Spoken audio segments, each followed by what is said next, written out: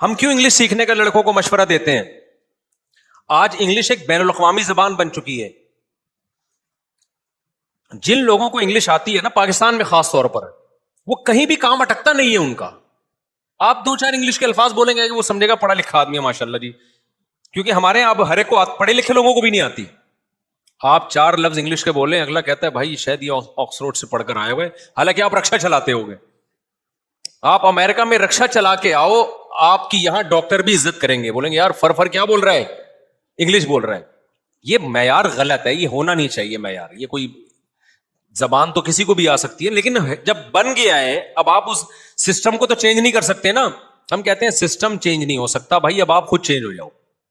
اب ہم دینداروں کو کہہ رہے ہیں اپنے بچوں کو انگلش سکھاؤ تاکہ احساس کمتری کا شکار بولو نہ ہو. پہلے ابھی بھی اردو کو بھی بڑی عزت ہے. میں آپ کو ایک واقعہ سناتا ہوں, سامنے رکھی ہوئی ہے نا, ایک واقعہ سناتا ہوں. ہمارے ایک رشتے دار آئے پنجاب سے, ان کو اردو نہیں آتی تھی. پنجابی بولتے تھے اور بڑے پڑھے لکھے تھے. یعنی اب آپ کہہ سکتے ہیں پڑھے لکھے تھے تو اردو کیوں نہیں آتی, تو ویسے کتابی اردو تو آتی تھی, ان کو بولنے کی پریکٹس نہیں تھی. اب جب یہاں ٹیوشن کے لیے کراچی میں آئے ہیں, کوئی ٹیوشن دے ہی نہیں رہا ان کو. اب جس گھر میں وہ ٹیوشن پڑھاتے تھے, یہاں یونیورسٹی میں بھی پڑھ رہے تھے اور ہاؤس یہ ہوتا ہے نا کہ کوئی کام کرنا شام کے وقت فری ٹائم میں لوگ ٹیوشن پڑھا کے اپنی وہ گزارا چلا رہے ہوتے ہیں. میرے پاس آئے کہ جی کوئی ٹیوشن ہی نہیں دیتا. میں نے کہا آپ اتنے پڑھے لکھے ہو یار. کہتے ہیں یار جب میں پنجابی بولتا ہوں وہ کہتے ہیں شاید یہ پڑھا لکھا نہیں ہے.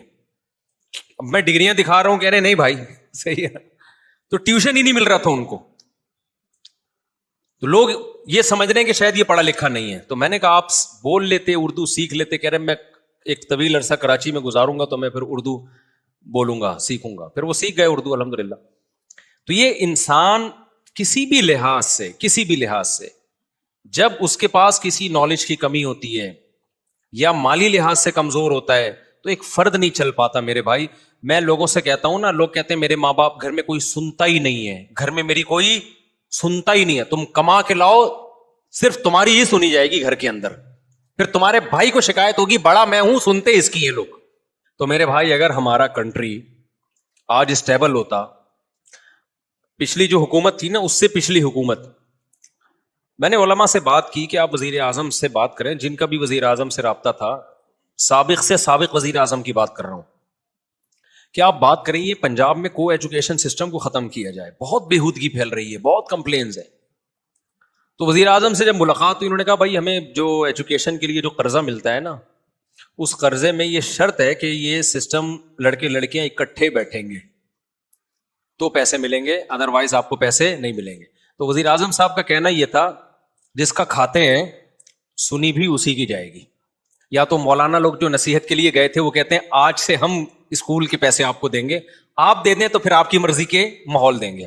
دے کون رہا ہے پیسے؟ آئی ایم ایف سے لے رہے ہیں, پالیسیاں مولویوں کی چلیں گی, ایسا بولو نہیں ہوتا. بات بالکل ٹھیک ہے.